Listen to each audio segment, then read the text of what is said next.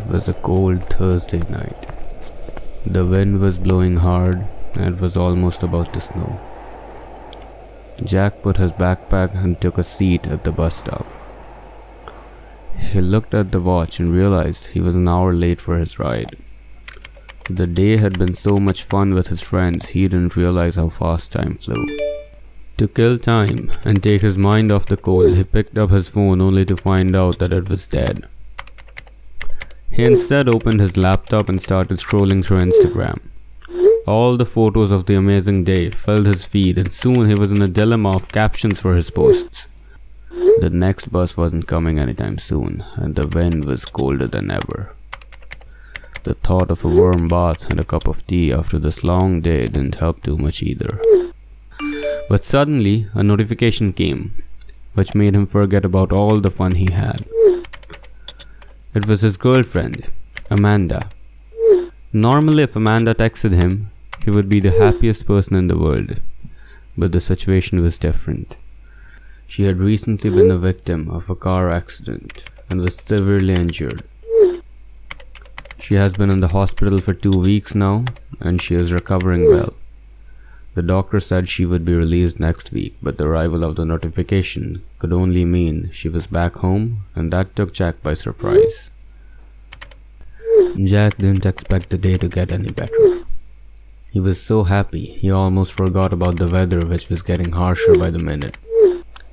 It almost started snowing, and the streets were completely deserted. He took a look at his watch. The bus should be arriving any minute now.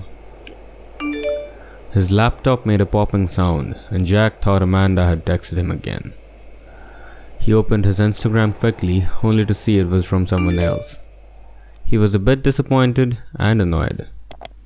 Jack used to receive many requests from unknown accounts as he was a music producer and he was quite a good singer as well. He thought it was another one of those clients. He opened the chat to find a really strange message. The profile was named Anonymous and had no profile picture.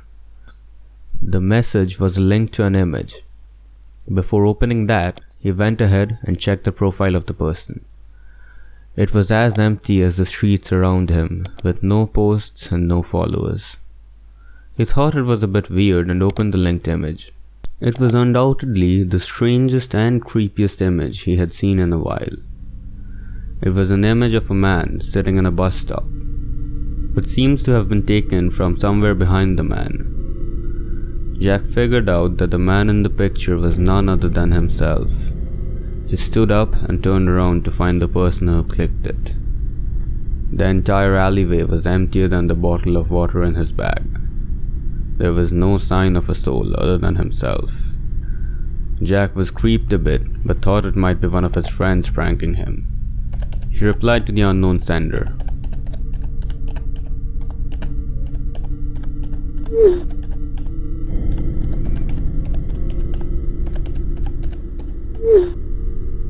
He was fully expecting one of his friends to jump out of the alleyway and give away the prank. But what followed was another image. He opened it up to find another picture of him standing in the bus stop, holding his laptop in his hands.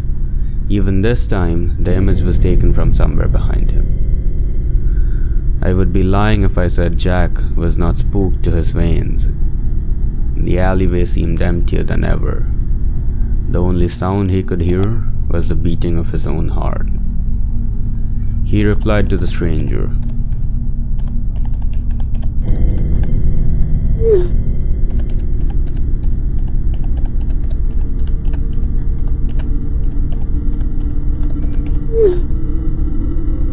The silence was only broken by the pop sound of another notification. Another image, but this time it was different. This photo was undoubtedly taken closer to Jack's face, from the front this time, and it came with a text. This spooked him even more, because if someone took that picture, Jack would have definitely seen the person. Suddenly, the dreadful silence was broken by the sound of screeching tires. The bus had arrived. Jack was more than thankful and hopped in very quickly.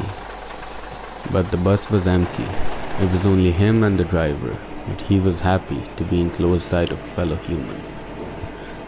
As he took a seat, he stared out of the window. He thought in his mind, that must have been one of his friends. Who else could it be? He tried to put the thought out of his head and started thinking about what gift he should buy for Amanda. He would be meeting her after 2 weeks and there was so much to tell her. Amanda used to love it when Jack sang songs to her. So he thought maybe he will return home and record something for her.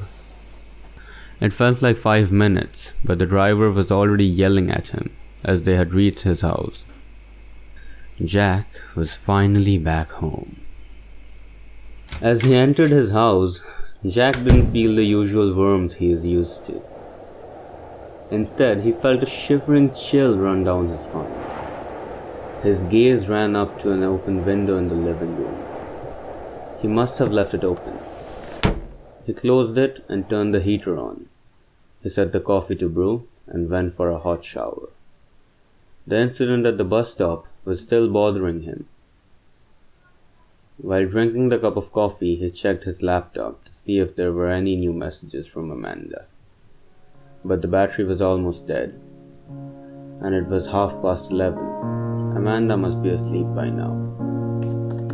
He plugged in his laptop and turned on his desktop instead.